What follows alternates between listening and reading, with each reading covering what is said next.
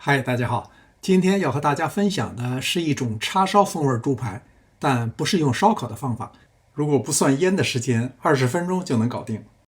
这是 Costco 的整块带骨猪里脊，肉虽然厚，但特别嫩，不适合花很长时间烧烤或者是焖煮，那样反而又干又柴。这一刀切下去，明显是切歪了，但也只有这样切才不会切到骨头。一块大概就够一个人的量，一家3口用3块足够了。切开以后也不要清洗，更不要泡水，最多就是用厨房纸把表面的血水沾干。为了便于入味儿，用比较锋利的叉子或者是竹签戳一戳。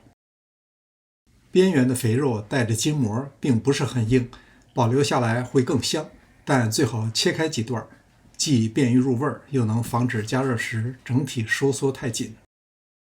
整理好以后，放到一个容器中，倒入叉烧酱。叉烧酱是咸甜口味，根据自己的咸淡喜好放100到120克。涂抹均匀以后，密封好，放到冰箱里最少腌4个小时。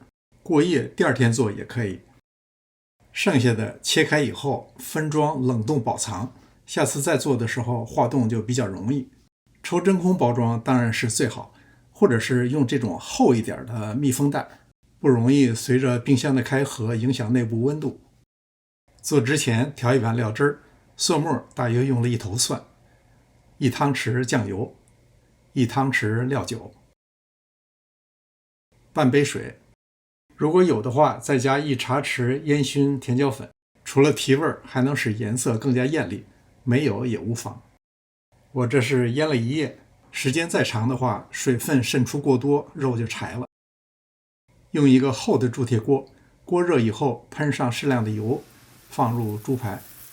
叉烧酱容易糊，所以只能用中上火力来煎，大约2到3分钟，中间不要翻动，尽量减少猪肉内部水分的渗出。